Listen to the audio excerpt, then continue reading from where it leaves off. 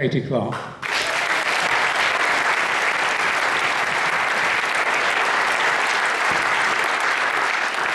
Thank you very much, John, for those very kind words. And can I say how relieved I've been to have you back in Parliament over the last fortnight.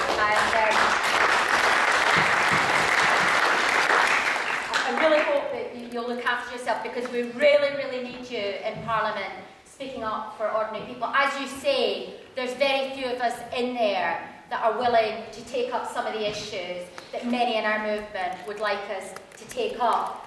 And when we do, often we feel very isolated. We feel as if we are a freak.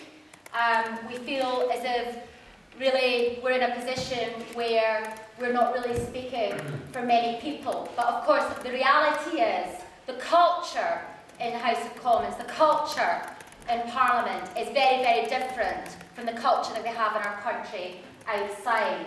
And one of the things that we have to do over the coming period of time is make sure that we take more of those ordinary people with those ordinary values into the House of Commons. And that's one of the reasons I've been very pleased to see some of the work that the trade union movement has been doing over the last period of time. The attempts they're making to try to get more working class candidates to come forward, to try and get more active trade unionists to come forward, to get involved in the Labour Party, to stand as council candidates, to stand for Parliament. And frankly, it's not been easy, because the reality is our movement has been whittled down over many, many years. Many people have left the Labour Party for so many different reasons, whether it's Iraq, whether it's the privatisation of services, whether it's a whole range of different positions that Labour has taken at a leadership position over a long, long period of time. And what I would say to people in this room and to people outside this room is that we need to bring people back into the Labour Party. I stood for the Conference Arrangements Committee this week. One of the reasons I'm late for this meeting, indeed, is I had to attend an urgent meeting about the Conference Arrangements Committee process this week, and we may or may not get the results of that election tomorrow. We'll wait and see. But as part of that, I've been going on the drinks dues. Now, John may say, well, that's not particularly unusual, but the reality is I've not actually been taking the wine when I've been going up and speaking, basically cold calling on delegates. And one of the amazing things is how many new delegates there are at this conference, how many young delegates, how many people are councillors when they've only been a member of the Labour Party for 2 and 3 years, how many people are parliamentary candidates in winnable seats who have just joined the Labour Party. And some of those people have joined the party for the right reasons. And the real challenge that we have, and it is difficult, it isn't easy, the real challenge that we have as the Labour Representation Committee, as all the different organisations that we're involved in, is actually connecting with those people, educating those people, giving those people the leadership so they understand and have the confidence to know what our movement is about.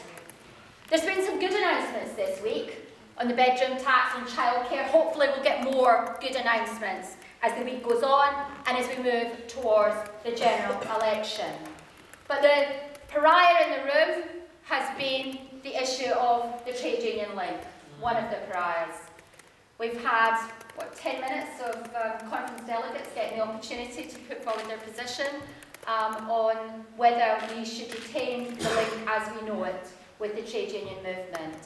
And I think one of the priorities that we have, particularly with new people to the Labour Party, is actually to tell them something about our party's history and why it was we were created by the trade union movement all that time ago.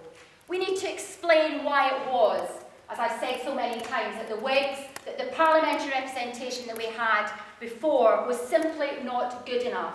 And very courageous socialists who were trade unionists but wanted a political and a social voice for workers set up the Labour Representation Committee and then went into Parliament as the Labour Party. We need to explain our history to people in our party. And the reason that we have to do it is because the need for a Labour Party that represented ordinary working people more than 100 years ago is just as valid today. that link, if we no longer have a collective voice for trade unions within the Labour Party, if we no longer have structural links between trade unions and our parliamentary representatives, then we will go even further down the path of moving towards a democratic party, a party that believes in business, that doesn't see its role as representing ordinary working people, but of simply being yet another political party. I think we need to really focus on that issue over the coming period of time. It's a huge challenge. We've got many attacks, as we all know, in Parliament. This government is ideologically and politically motivated to do everything it can to try and destroy the representatives of organised labour in this country, whether it's through the lobbying bill and all the different measures within that, whether it's no doubt another legislation that's going to come forward in the coming period of time. And as we face that, I think what we've got to say to the leadership of our party is that they should be proud of our history, of why it was that we were created, and that they've got to examine very seriously how it is that that tradition has been attacked, and why they think that the Labour Party is something different than it was created to be. And I think we've got some really good opportunities this week to do that. We're going to have a debate on Royal Mail privatisation. I've just come from the CWU fringe meeting. I wasn't initially going to be allowed in because it was full. I had to explain I was actually speaking at the event, so they escorted me to the room.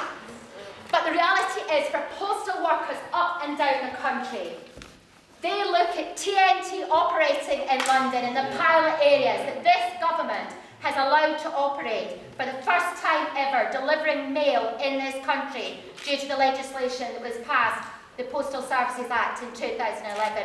They look at the workers, the TNT workers, who are hustled every day, who have a 0 hours contract, turn up to work and are told, some of them every day, there's no work for you. Those that do work are working on £7.10 an hour. When they look at the wages and the conditions of those workers, they know that that will be their future if this privatisation goes ahead. I think we've got to say very clearly this week, this privatisation is completely unacceptable, and Labour will do everything in our power now to stop that privatisation goes ahead, and if it goes ahead, we will take it back into public ownership.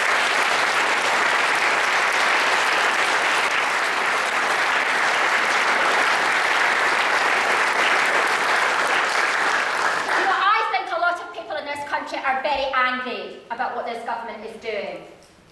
And we've got to find a way of taking that anger into politics. I think it was Angela Eagle that said yesterday that politics isn't a spectator sport. The reality is that politics is about all of our lives. We have to find a way of convincing people that politicians and politics is not all the same. That people like John McDonnell, that people like Jeremy Corbyn, people like Tony Benn, and many, many others really do represent a very different way of living and looking at the world.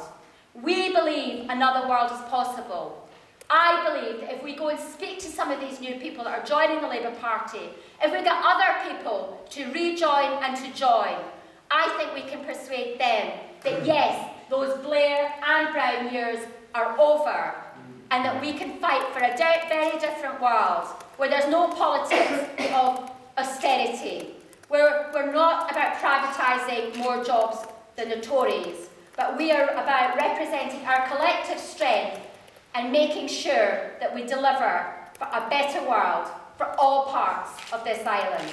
I think if we are united and we go into our party with confidence, we will be victorious. Solidarity to all of you.